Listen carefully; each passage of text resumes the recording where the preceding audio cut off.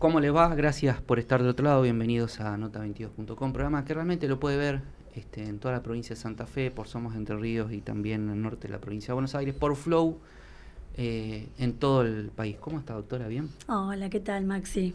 Esme, mira, la idea, si te parece, es empezar a hablar de educación en este primer bloque. En el segundo bloque vamos a hablar de la presentación de un libro, pero que nos va a servir de disparador para hablar con un doctor. Él se encuentra actualmente en Lima, en Perú. Vamos a hablar vía Zoom, sobre la argumentación en el ámbito del derecho penal, pero va a tener derivaciones el tema, porque se va a meter en algunos temitas intrincados sobre lo que puede pasar en tribunales. Es una persona muy preparada, Luciano Laice. Su libro se llama Cómo argumentar un caso penal, pero vamos a hablar en la segunda parte del programa. Esme, estamos en comunicación con Buenos Aires. Estamos en comunicación con el profesor Miguel Russo, que es el director de estudio del Instituto de la UDA de la Cava, así que le damos la bienvenida. El Instituto de UDA es un instituto histórico a nivel nacional, es el 1192, A1192, con injerencia en el mundo de la educación muy importante, sobre todo lo que tiene que ver con la formación para formadores.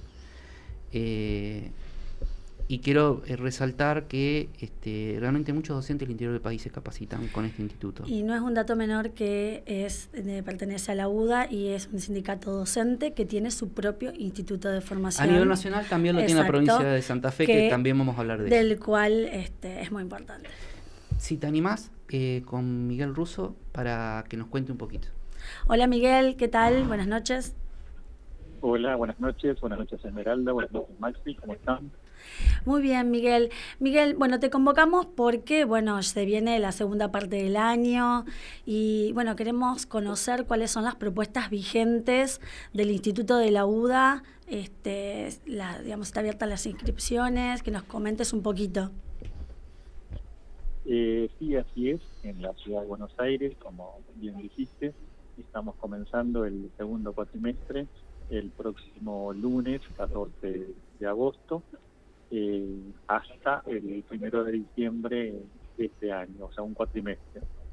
Las propuestas del Instituto Privado de la UDA se encuentran ahora en plena inscripción, está abierta, pueden encontrar mayor información en la página del Instituto de la UDA, que es www.institutouda.edu.ar, no se olviden del .edu por educación, obviamente, y físicamente nos encuentran en el Maestro 80, en el barrio porteño de Caballito, pleno centro de la ciudad autónoma de Buenos Aires.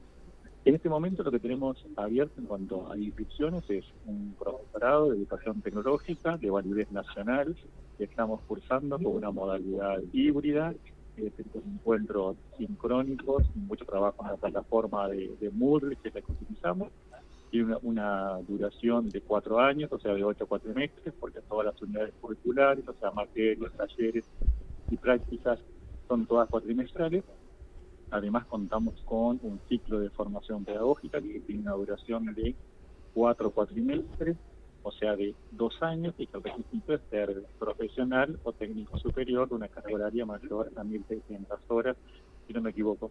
Y además contamos en este momento con la inscripción, que estamos a pleno, ya ha tenido muy buena convocatoria, excelente convocatoria por la tercera cohorte, si no me equivoco, de la actualización académica en entornos educativos virtuales, que es una actualización académica, como su nombre lo indica, donde se profundizan esencialmente conceptos y metodologías relacionadas con la educación digital y que tiene una duración de un cuatrimestre, es decir, de 4 meses, donde ahí esencialmente los temas que se abordan tienen que ver con las tecnologías, digitales, metodologías educativas que tienen que ver con cómo se lleva, digamos, al aula alguna propuesta innovadora, tanto sea en un formato presencial o en un formato a distancia o en un formato mixto.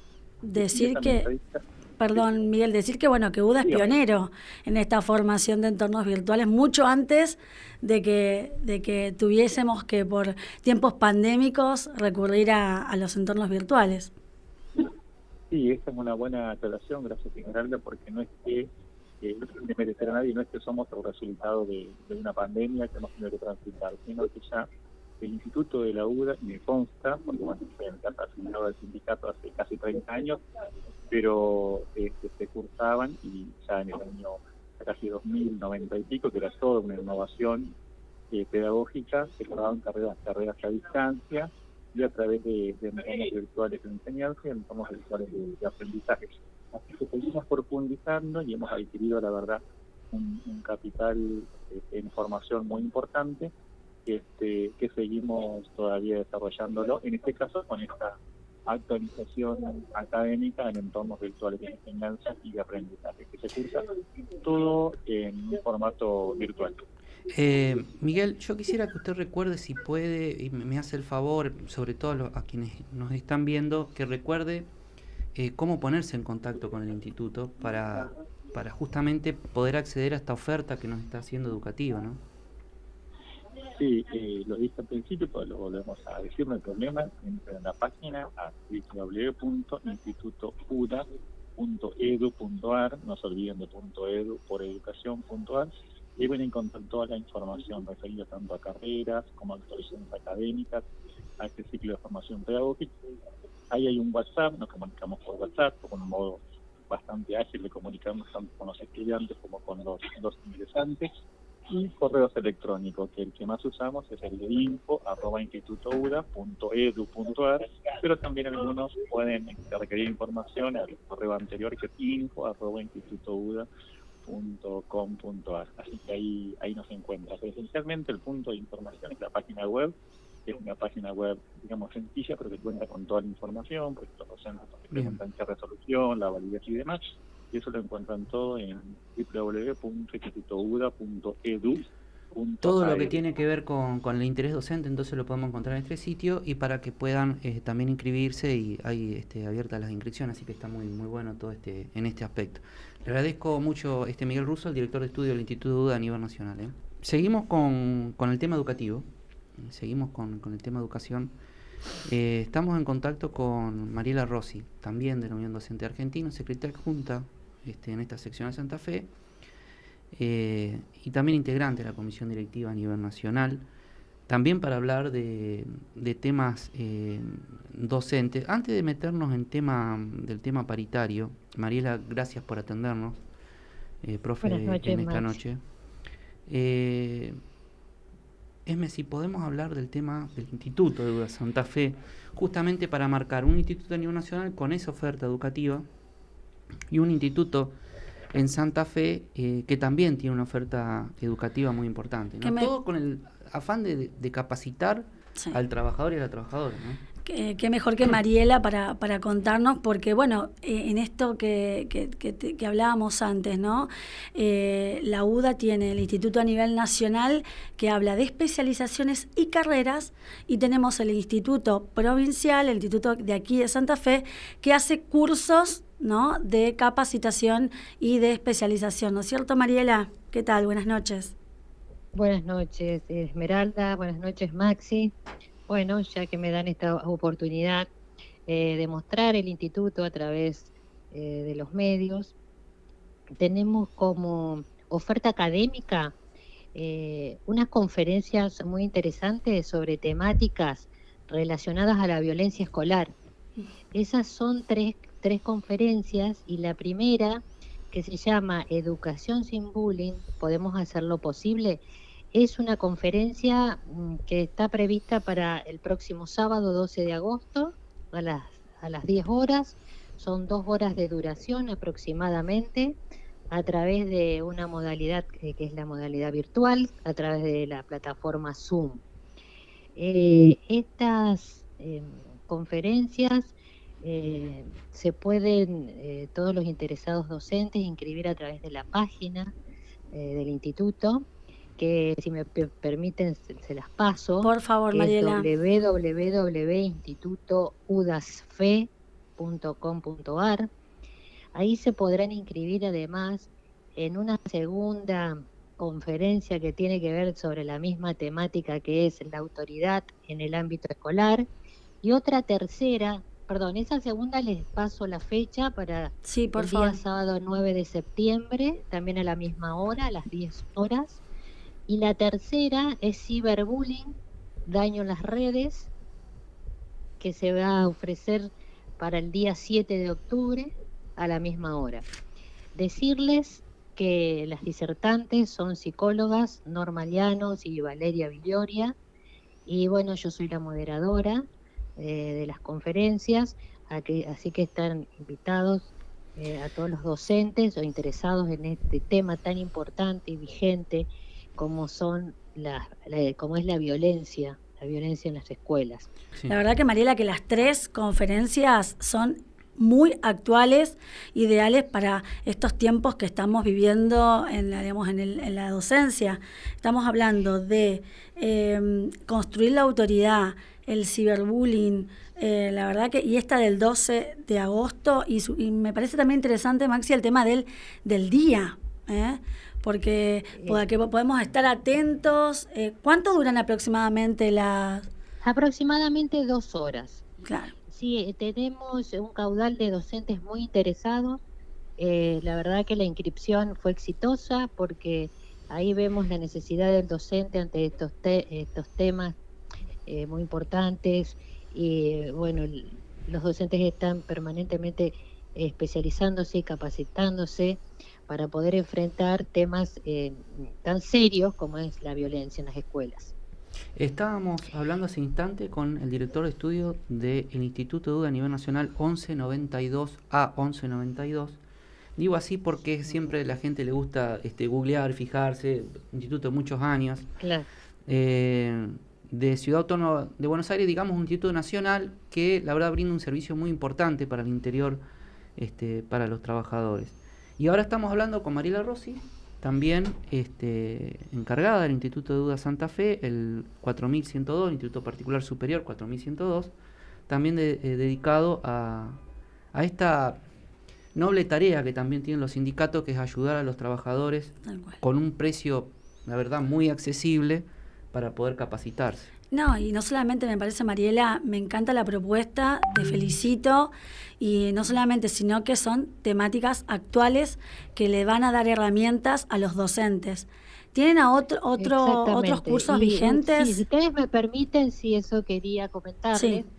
Que tenemos otras ofertas educativas, de uno que es muy interesante, que es destinado a docentes de todos los niveles, profesionales y público en general, que es diseño e impresión en 3D. Esto está a cargo del disertante ingeniero Hernán Sergio, y bueno, un poco la finalidad es comprender los alcances de la impresión en 3D y trabajar con la misma impresora que le da la posibilidad al docente de poder transmitirle a los alumnos los conocimientos que adquieran en ese curso. Es muy importante porque se le está brindando esta herramienta directamente al docente como para que pueda trabajar con ella y después poder desplegar los conocimientos pertinentes, y también tiene un alcance al público en general que está, digamos, interesado en interiorizarse sobre las impresiones en 3D. Esta capacitación está más o menos prevista para que empiece a finales de este mes de agosto. Ya hay muchos inscriptos, pero queremos hacerlo extensivo a toda la provincia a través de este medio que se ve en toda la zona, Maxi, como me decías. Y bueno, ofrecerle además otro curso que es para los técnicos, más específico también, que se llama así, Dimensionamiento de Estructuras de Hormigón Armado. Realmente está destinado a los profesionales de escuelas técnicas que están orientados a maestros o mayores de obras o técnicos en construcciones. Sí, es un curso que permite adaptar a las nuevas normativas adaptadas a las reparticiones públicas relacionadas con la construcción. En este momento estoy leyendo. Mejor, así tenemos bien la información. Esta es la finalidad. Pretende que los docentes adquieran herramientas para formarse en el nuevo reglamento, considerando a los alumnos como futuros profesionales. Esta capacitación está destinada a docentes de educación técnicas profesionales de nivel secundario, maestros mayores de obras y también a estudiantes de arquitectura. Y también extensivo a aquellos alumnos de los últimos años de la especialidad en construcciones.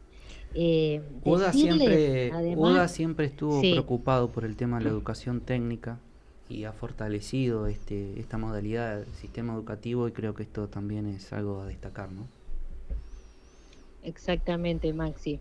Lo interesante de estos cursos, por ejemplo, este que te estaba mencionando, acredita 120 horas reloj. Muy bien. Esto Es importante. Es mucho. es muy importante porque para la carrera docente le permite posicionarse en un lugar más Mariela, importante al tener los puntajes. Sí, profe, quiero sacarle un ratito del tema de la capacitación, meterla en el tema paritario. bueno, Maxi. 51%, digamos, escalonado, progresivo hacia fin de año. ¿Cuál es su visión? Sí, como lo decís, Maxi, 51%, un 25% en agosto, un 7% en septiembre, un 7% en octubre, 6% en noviembre y 6% en diciembre. Con 2 momentos de revisión o actualización automática en caso que la inflación supere, digamos, lo acordado. Uh-huh. Es un incremento que tiene que ver en relación a los valores de febrero 2023, ¿sí? Uh-huh. Bueno, lo puedo decir porque la organización sindical, la UDA, planteó para este segundo semestre del año contar con un porcentaje que no solo supere la inflación, sino que además mejore el salario en todos sus aspectos, Uh-huh. que mejore la calidad del salario, que el aumento sea significativo. Uh-huh. En el primer tramo fundamentalmente, ¿no? Claro, para poder recuperar el poder adquisitivo de los docentes. Uh-huh. Sabemos, todos estamos viviendo esta inflación vertiginosa y el poder adquisitivo de los docentes, la verdad que con esta inflación está bastante... con esta inflación y con el dólar FIA 600, ¿no? Sí, es una cosa tremenda. Mariela, le agradezco mucho el contacto y estamos siempre atentos a las actividades de la entidad docente. Muchas gracias por la comunicación. Muchas gracias, Maxi, muchas gracias, Esmeralda. Gracias, y hasta Mariela. pronto y a la disposición de ustedes. Esmeralda, yo pensaba, ¿no?, escuchando todo esto que hablábamos, cómo el docente, pese a este estado de situación de este país que no sabemos, viste, que te levantás a la mañana, prendés a ver, decís, ¿qué pasó? Viste, parece que todo el día está esperando que explote algo. Sin embargo, se sigue hablando de capacitación, de hacer algo, de prepararse, de capacitarse. ¿Sabes lo que pasa, Maxi? Me parece que ser docente es ante todo vocación. Uh-huh. Yo creo que quien elige ser docente lo hace por un llamado de vocación. Uh-huh. No es sin menospreciar otro tipo de profesiones, no es que tocar un botón y que se haga todo automáticamente. Cuando uno ingresa al sistema... Todas las profesiones tienen un docente. Cuando te capacitaste, cuando hiciste cursaste una profesión, tuviste docente. O sea, que es así. El hecho docente, Maxi, es la verdad que es esto, es una respuesta a un llamado, es impagable lo que puede transformar el docente en un niño, en alguien que quiere ser formado. Al docente no lo vas a sacar del eje. Uh-huh. El docente siempre va a buscar lo mejor para sus alumnos. Y sobre todo poder tener espacios donde las propuestas sean significativas, Maxi. Uh-huh. Porque si vos decís, el Estado, las propuestas educativas y de capacitación que tienen, ¿responden a la realidad de los docentes? Vos te ves... Una ventana que me abrís para meter un tema para la próxima, ¿te parece? Sí, me parece bien. Gracias. Después del corte vamos a hablar con el doctor Luciano Laiza sobre un libro, pero fundamentalmente, cómo argumentar un caso penal, pero fundamentalmente para hablar de cuestiones que a usted, que parece que no tiene nada que ver, cuando tenga un problema le va a interesar escuchar previamente este tipo de entrevistas.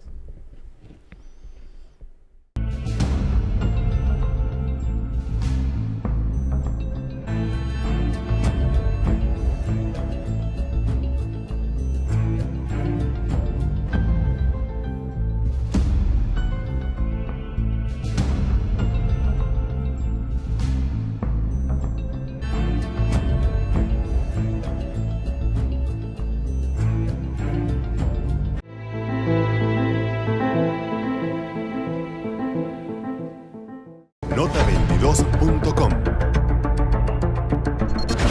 Información.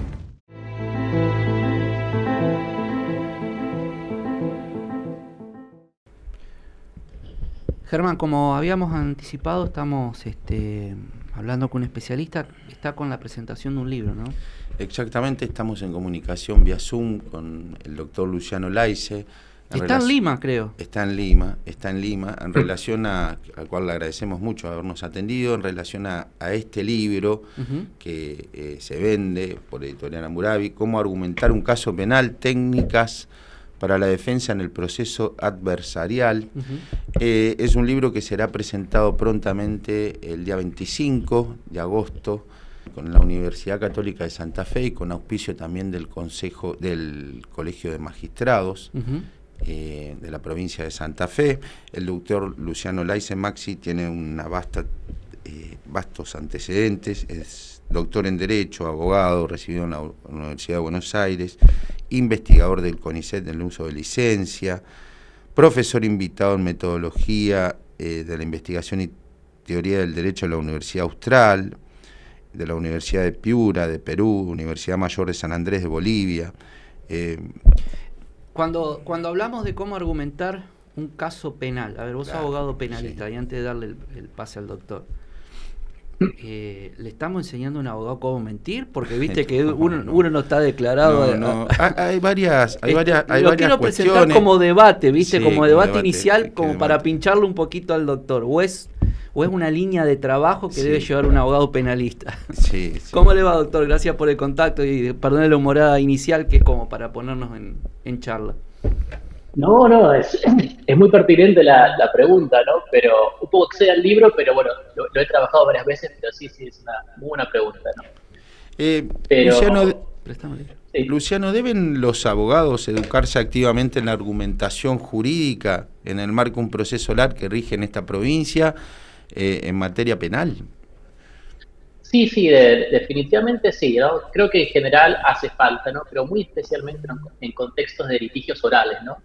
Porque además de aprender a determinar el significado de las normas, que es lo que hace la interpretación jurídica, bueno, resulta sumamente importante convencer y persuadir al juez de esa interpretación que hicimos del derecho, ¿no? Lo cual son dos cosas diferentes y después les comento por qué y en qué sentido, pero en ese contexto, digamos, un abogado tiene que estar altamente preparado para convencer y persuadir, porque de lo contrario, los intereses de su cliente van a estar naufragando. Cuando usted dice convencer y persuadir, se me abren un montón.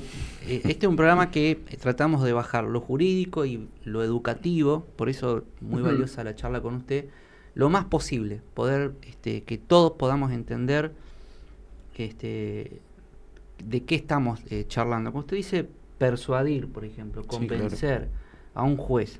Y vuelvo a mi pregunta un poco inicial. ¿De qué se trata eso? Bien, a ver, solemos utilizar el lenguaje ordinario convencer y persuadir como si fueran sinónimos, pero en realidad no lo son, ¿no? Son actividades interrelacionadas, pero bastante distintas, ¿no? Cuando persuadimos, buscamos que el otro adhiera a nuestra afirmación, ¿no? Entonces, cuando le queremos convencer a nuestra esposa, con rigor de persuadirla, de que vamos a la montaña y no a la costa de vacaciones, ahí estamos persuadiendo en sentido estricto, ¿no? Porque estamos buscando que alguien en concreto adhiera a nuestra posición. Cuando convencemos, en realidad no nos dirigimos a un auditorio particular, como diría Perelman, sino que nos dirigimos como al mundo, ¿no? Que todos se persuadan de aquello que estamos afirmando, ¿no? Por eso son como actividades interrelacionadas. Pero digamos que convencer en última se dirige a que todos presten asentimiento a lo que estamos afirmando, ¿no? Y persuadir es una cosa mucho más artesanal y va casi a una persona. ¿Cuánto tiene que ver las emociones en eso, o no? Las expresiones. Muchísimo. En la persuasión son muy relevantes y ahí roza la manipulación, que es una tentación más importante que la mentira, ¿no? Porque por eso le decía, ahí tocó, ahí entró el tema, sí, ahí me gustó. Claro. Habla de manipulación, yo decía, el abogado, con el tema de la mentira que siempre dice, no, el abogado penalista miente en tribunal. Usted debe haber escuchado alguna vez. Sí, a ver, primero hay un gran problema en definir qué es mentir, ¿no? Primera gran cuestión, ¿no? Mentir es afirmar algo que es falso, ¿no?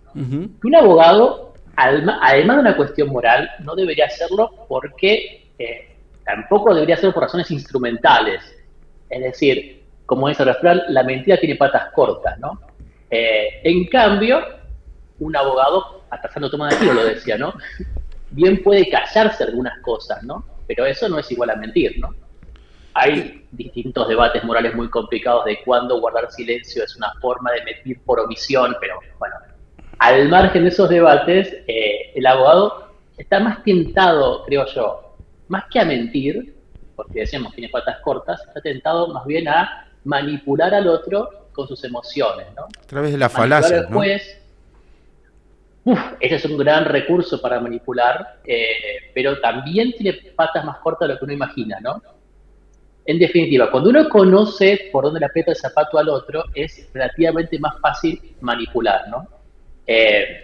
Ahora, eso no suele ser una estrategia recomendable. Cuando capacito suelo decir que no vayan por ese lado, porque es una frazada que es más corta de lo que la gente imagina, ¿no? O sea, te puede servir una vez, pero la segunda que el juez se da cuenta que estás manipulándolo, se te cierra completamente su empatía, como nosotros tenemos a decir, y te va con los tapones de punta a la próxima. Ver, le quiero preguntar, insisto, con mis preguntas un poco, le insisto, la idea es que atrapar al que está del otro lado en un tema tan sensible. También hay que tener claro una cosa, Luciano, que los procesos penales en la provincia de Santa Fe son públicos y que de este lado la gente que está también viendo el programa debe saber que cuando un abogado defensor hace sus argumentaciones, va a estar supeditado a un proceso penal a todas estas cosas que está hablando el doctor, ¿no?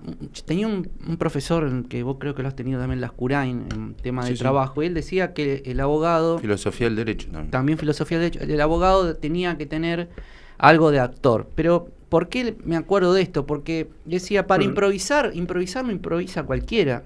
Improvisa el que sabe mucho. Ahora, cuando uno va a un juicio y tiene que preparar un alegato, hay que tener una teoría, hay que armar un hilo. Claro, la teoría del caso es una regla. O se puede improvisar.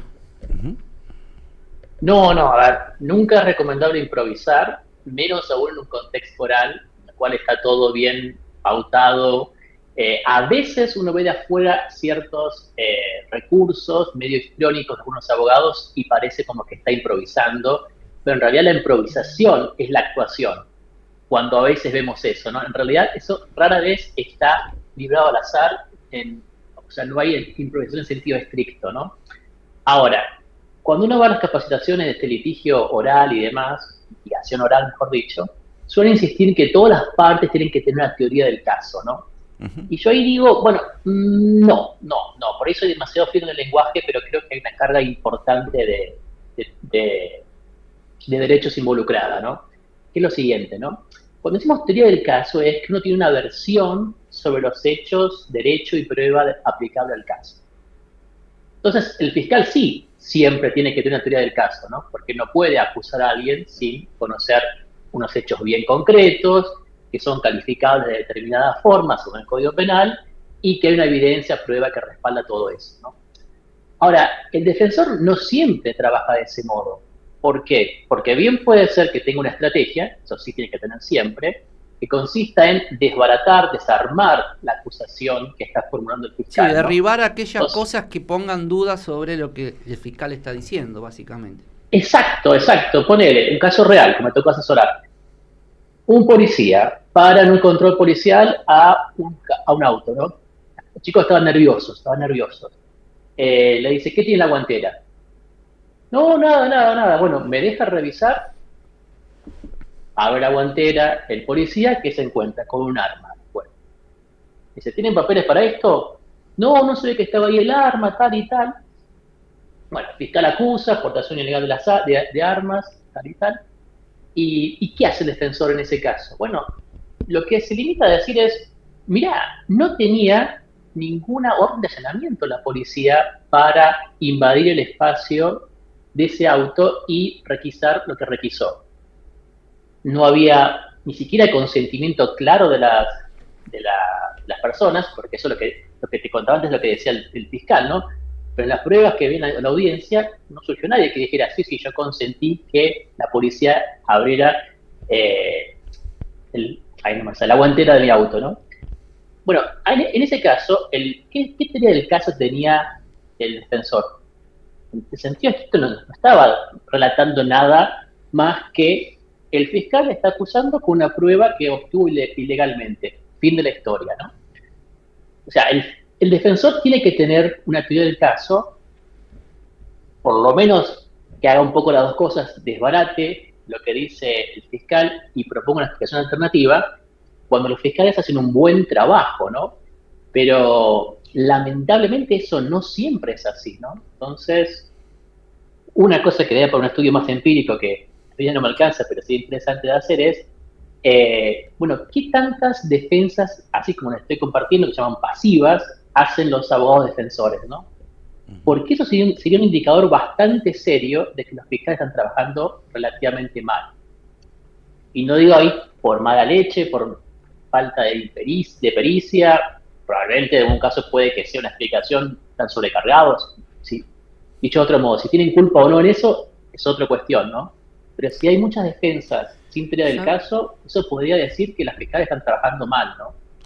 ¿Sabes que me pregunto, Germán, un poco para poder dialogar nosotros también junto con Luciano? ¿Hasta dónde el abogado tiene que interpretar? O sea, dar el verdadero alcance y sentido de una norma a partir de los hechos. Como él dijo, el abogado defensor y el fiscal obviamente representa al Estado y tiene que tener la norma en la mano, porque si no, no puede hacer una acusación. Ahora, ¿un defensor está obligado a interpretar permanentemente la norma o los hechos? Sí, como dice Luciano, los operadores, la lógica es que apliquen la ley y, bueno. Pero sería así nada más, doctor. Hay que interpretar la norma. ¿Cuál es? Los abogados deben educarse en la interpretación, en la argumentación jurídica. Claro. Pareciera que es un juez nada más que debe hacerlo. No. Todos tenemos que interpretar el derecho, ¿no? Que los jueces tengan autoridad para hacerlo, es decir, que su interpretación se aplique coercitivamente, o sea, por la fuerza a, por ejemplo, los acusados, es una cosa, ¿no? Pero todos interpretamos el derecho, ¿no? Y muy especialmente en un contexto oral, ¿no? El abogado, el defensor y el fiscal, sobre todo el fiscal, pero también el defensor, tiene que persuadir al juez o al tribunal de que su interpretación es la correcta, ¿no? De cómo él determina lo que significa, por ejemplo, relación de pareja, incluye o no el caso de su acusado, ¿no? Digo relación de pareja porque es un término que es muy problemático. ¿Cuánto incide en la persuasión y en esa intención de convencer el preconcepto? ¿A qué apunto, doctor? Y sabemos que este fiscal generalmente pide determinadas cuestiones. Bueno, en Santa Fe hay toda una onda de discusión sobre las prisiones preventivas, por ejemplo. ¿Y qué es lo que el fiscal argumenta para dejar detenida a una persona durante el proceso, por lo menos por un tiempo? Peligro de fuga. Pero qué es lo que, o sea, la posición del fiscal generalmente se conoce en determinados hechos parecidos, digamos, circunstancias. Entonces dice, bueno, esto es lo que uno puede tener. Desde el punto de vista del abogado. Del abogado defensor. Del abogado defensor. Ya sea público o privado, ¿no? A ver, yo participo de lo que se llama en filosofía de la escuela de la hermenéutica. Es decir, que, entre otras cosas, esto significa que siempre, cuando conocemos lo que fuera, estamos atravesados por preconceptos, ¿no? Ahora, frente a esos preconceptos hay como dos grandes posiciones. Una pesimista, la otra optimista, ¿no? La pesimista, ¿qué va a decir? Estoy atado a mis preconceptos, no puedo salir de ellos, estoy sujeto inevitablemente a prejuzgar, y eso es una tragedia, básicamente, ¿no? La visión optimista dice, no, el preconcepto es mi punto de partida, ¿no? Pero si desarrollo la suficiente humildad para corroborarlo, bueno, puede que me dé cuenta que mi preconcepto está aberrado. Siempre en caso de este ejemplo de extrajurídico, pero que ilumina este punto, ¿no? Llega tu hermana con un nuevo novio. Vos lo ves todo tatuado, con piercings. ¿Quién no tiene un preconcepto frente a eso? Ahora, frente a ello, y de ahí la visión como negativa del preconcepto, uno dice, te atás a eso, te quedás en eso y lo ves mal toda la cena. La otra visión va a decir, che, me vuelve un poco raro esto, pero vamos a dar una chance a este fulano a ver que cuente cómo es su vida, tal y tal. Y pues te das cuenta que eso, los tatuajes y los piercing es una extravagancia y es un buen pibe, ¿no? Bueno, de un modo semejante pasa en la justicia, ¿no? Los jueces tienen sus preconceptos. Los Es muy fiscales tienen sus interesante lo que preconceptos. dice, porque el conocimiento personal que se da de los juicios orales a través del tribunal, de los imputados, tiene mucho que ver esto que estás diciendo, ¿no? Totalmente, totalmente, ¿no? Hay toda una corriente de que se escandaliza con esto, y lo escandaloso no es que tengamos preconceptos, lo escandaloso es que haya personas, lamentablemente, de buena o mala fe, eso es otra cuestión, escandaloso es que haya personas que se queden en el preconcepto. Así que el tema es Yo desarrollar... soy convencido, doctor, que estamos en una etapa, me refiero de evolución como sociedad, a donde es necesario, permítame el término, que determinados sectores militen un montón de cuestiones, porque eso permitió generar espacios de igualdad. Ahora, ahí es donde aparece el preconcepto, que porque es de tal o cual sector, parece, mejor atención, o sea, el concepto de igualdad parece que se va esmerilando. ¿Esto le preocupa a usted? Y si hay delitos además que deberían ser analizados ante la posibilidad o no de una probation, por ejemplo, que se suspenda una suspensión de juicio a prueba. Sí, ahora, ahí entramos con una sutil distinción que el preconcepto siempre es personalizado, ¿no? Por eso da el ejemplo del fulano que viene con tu hermana. Ahora, el estereotipo es más bien algo parecido pero diferente. Es decir, totalmente, porque fulano pertenece a cierta colectividad / comunidad, le atribuyo genéricamente tales rasgos, características y demás. Muy lombrosiano, diríamos, casi, ¿no? Bueno, sí. Si es por rasgos físicos, sería muy lombrosiano, Absolutamente ¿no? vedado. O acá en Perú, cuando vivía en Colombia, bueno, si era venezolano y estaba en un barrio picante, era delincuente. Bueno, esos son los estereotipos, ¿no? Que esos sí son un problema, eso sí es un problema, ¿no?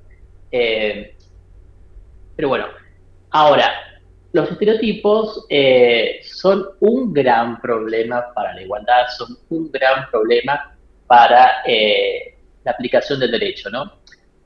Y en el caso de violencia de género, esto es un tema que es especialmente relevante, ¿no? Totalmente. Y uno de los temas que a veces los jueces, algunos jueces por ser garantistas, o supuestamente progresistas, terminan echando estereotipos por la puerta y entran de vuelta por la ventana.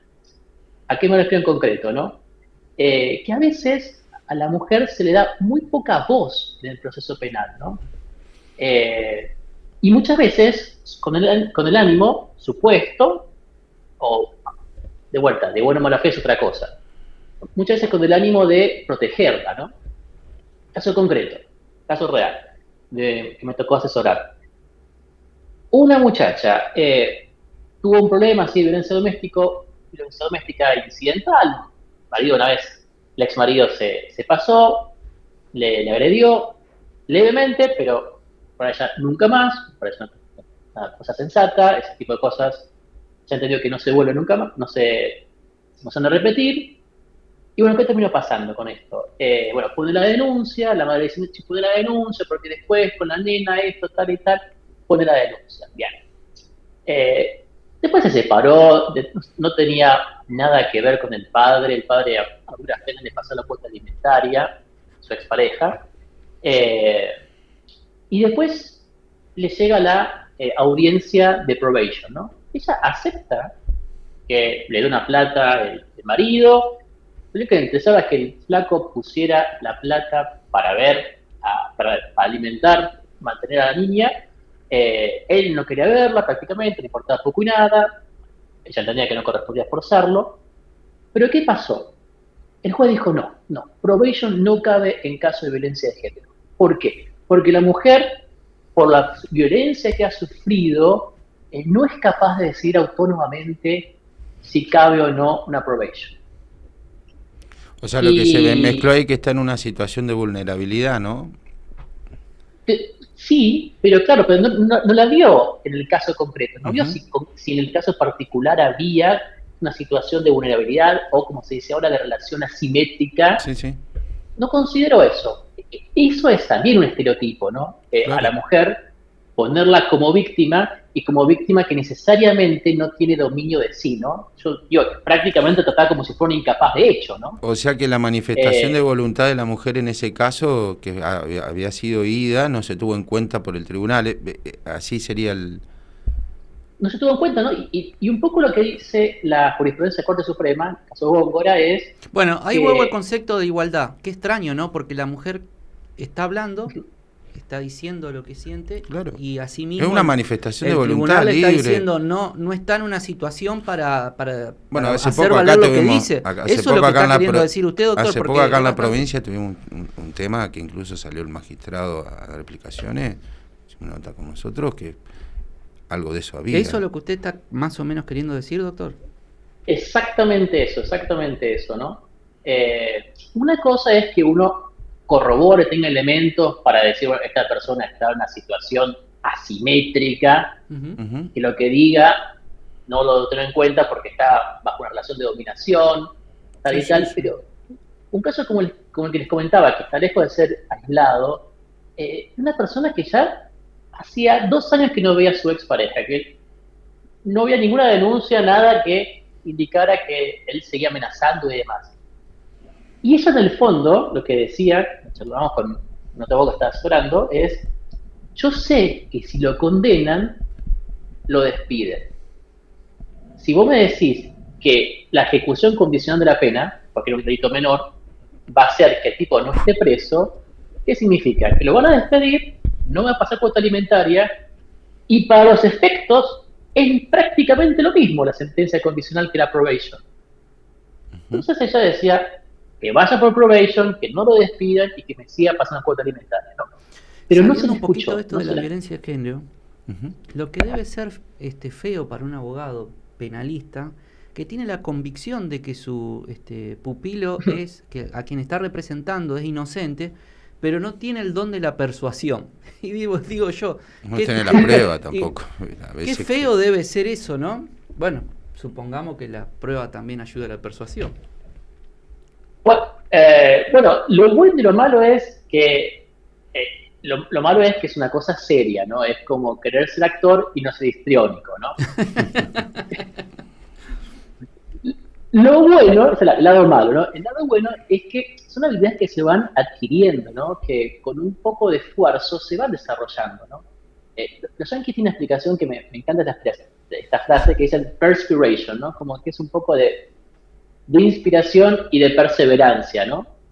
Pero más que nada de perseveración, más que de inspiración, todo esto, ¿no?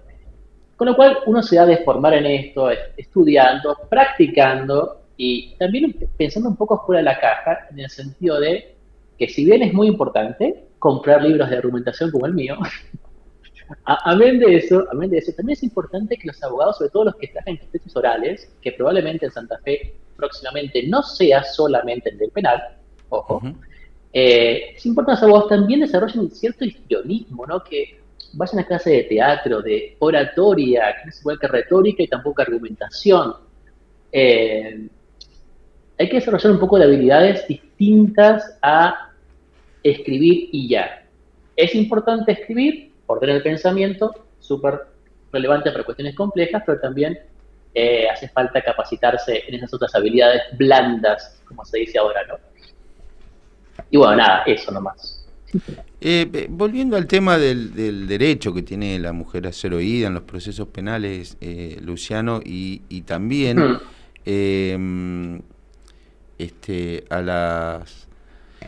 a la importancia que se le da del tribunal a dicha manifestación de voluntad. ¿Vos no ves que en algunos supuestos esto genera, en el caso de digamos, una resolución adversa a la manifestación de voluntad, cierta revictimización? Digo, porque es una cuestión que ha sido planteada, ¿no? Sí, O sí, sí, sujeta a yo creo debate. que es muy posible que así sea. Y precisamente por eso que decís, es muy importante que el juez determine concretamente qué nivel de autonomía tiene la mujer cuando afirma lo que afirma en el proceso, en cuanto a víctima me refiero, ¿no? ¿Por qué? Porque si tiene un nivel de autonomía suficiente, si no es que está siendo víctima de una relación asimétrica y que por eso dice lo que dice, me parece que hay que escucharla seriamente si prefiere, por ejemplo, que se aplique probation a una sentencia condicional, ejecución condicional, o si prefiere no seguir adelante con este proceso porque eso va a revictimizarla, ¿no? A ver, técnicamente sí, si puso la denuncia, el proceso sigue adelante, tal y tal, pero hay que ponderar muy seriamente, bueno, qué tanto la mujer que decide lo que decide sobre el proceso tiene que ser oída cuando, por ejemplo, dice, bueno, hasta acá llegamos, hasta acá llegamos. Yo creo que en casos definitivamente en que los fiscales pueden aplicar criterios de oportunidad, ahí definitivamente esto tiene que ser todavía mucho más fino, ¿no? En casos más graves podría ser distinto porque habría un interés público en que eso se investigue, ¿no? Dicho de otro modo, no es igual, me parece, un tocamiento leve en el colectivo a una violación atroz. Me parece que hay que distinguir un poco los supuestos. Doctor, pinchándole un poco sobre... Sí, lo que quiero es pincharle un poquito por lo que escribió acá en el libro, porque como un modo digamos, de prólogo para su disertación. Veo que hace como alguna especie de observación sobre lo que hay que tener una teoría del caso, que es lo que decía Germán, ante un juicio y decir, bueno, capaz que sea mejor estrategia. ¿Eso es así y por qué? Bien, porque yo creo que cuando a veces los defensores escuchan que tienen que tener una teoría del caso. La teoría del caso es una versión sobre los hechos.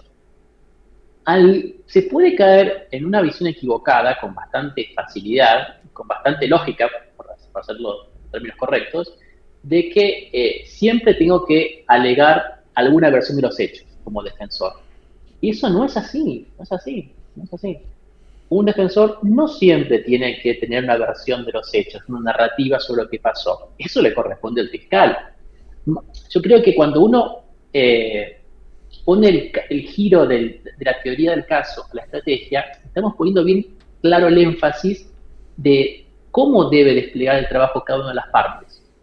El defensor buscando defender los intereses de su cliente, ¿no? Lo cual podrá en algún caso oponer una teoría del caso alternativa distinta a lo que plantea el fiscal, la llamada defensa afirmativa. Podrá ser lo contrario, una defensa pasiva, limitarse a decir eso que dice el fiscal no es verdad. No hay prueba para eso. La prueba que obtuvo es ilegalmente.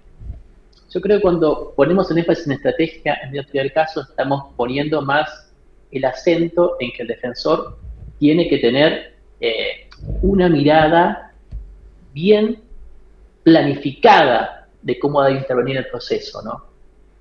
No estamos insistiendo en que tiene que tener su versión, porque me parece que llamar versión del caso o teoría del caso a negar que exista versión por parte del fiscal me parece casi que contradictorio y confuso, ¿no? Luciano, estás en comunicación con nosotros desde Lima, lo cual te lo agradecemos muchísimo. Sé que te acomodaste para poder dialogar con nosotros.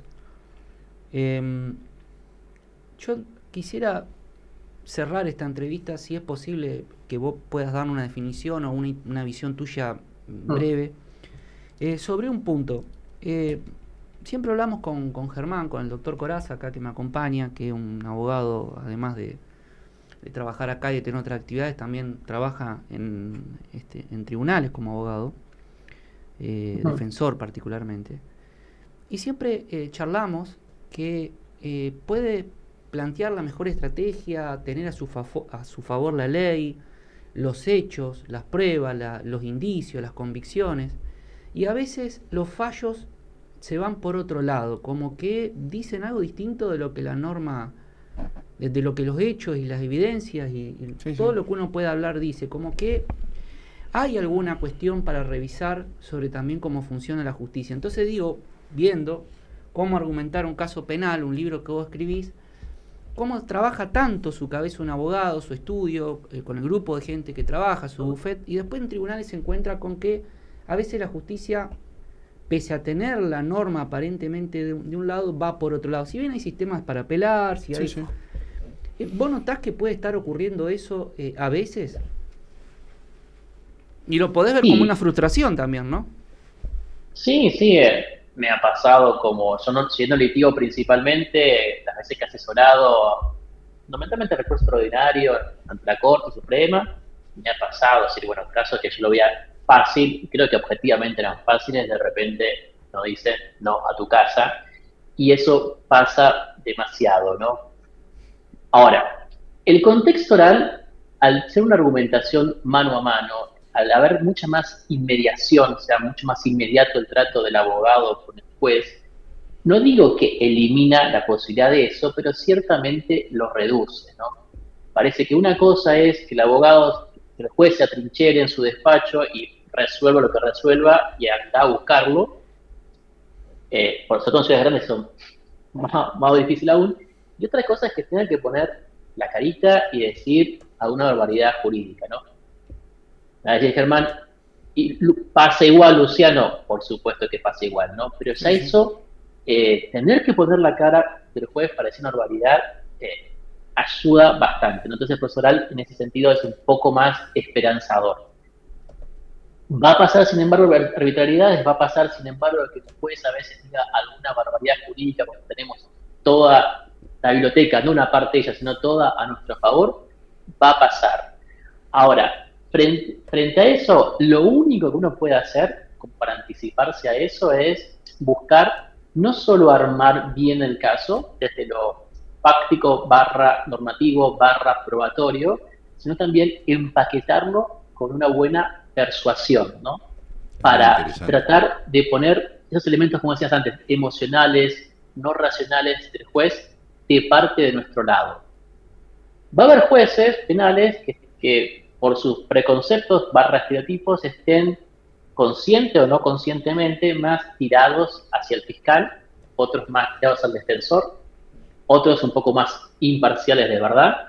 Hay que tratar de conocer eso y persuadir en consecuencia, ¿no?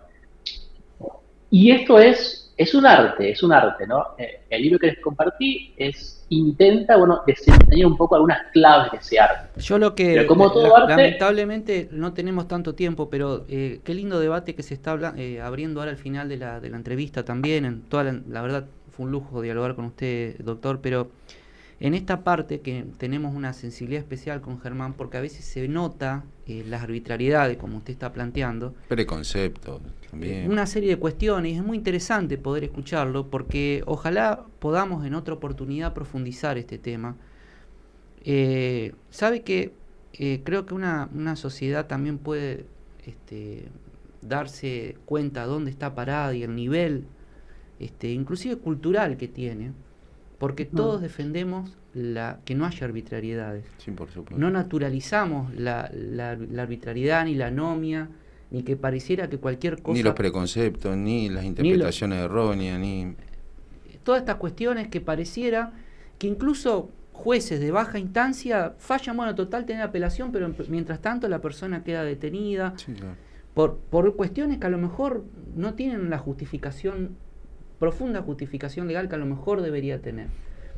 Entonces me parece que es muy interesante que usted, que ha estudiado tanto y que se ha profesionalizado, que escribe libros sobre esto, podamos profundizarlo, porque me parece que es toda una cuestión que se está dando en el mundo, no solo en la Argentina, que quede claro, ¿no?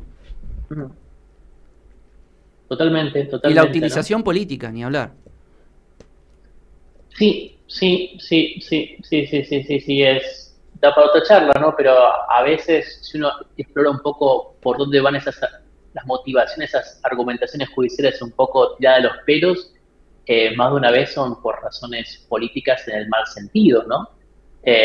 No, te dicen, Luciano, si yo fallaba de otro modo, me prendían fuego la casa. Yo sabía que le correspondía eso al acusado. Usted se anima a decir eso porque está en Lima. Estuviera acá con nosotros, no sé. No, una broma. Pero sí, es así, tal cual. Es así, se escucha muy seguido. Luciano Laice, muchas gracias, doctor, por comunicarse con nosotros de Lima. Hemos hablado más de media hora. Esta entrevista se ve completa por todos los canales que salimos y también en nuestro sitio nota22.com en las próximas horas. Invitamos el próximo 25 de agosto en la Universidad Católica de Santa Fe a la presentación de este libro, que ya pueden encontrarlo en las librerías, ¿no? Un gusto, doctor, dialogar con usted. Espero que en algún momento nos acerque uno con cariño para Maxi, Germán. Un gran abrazo. Bye, bye. Un abrazo.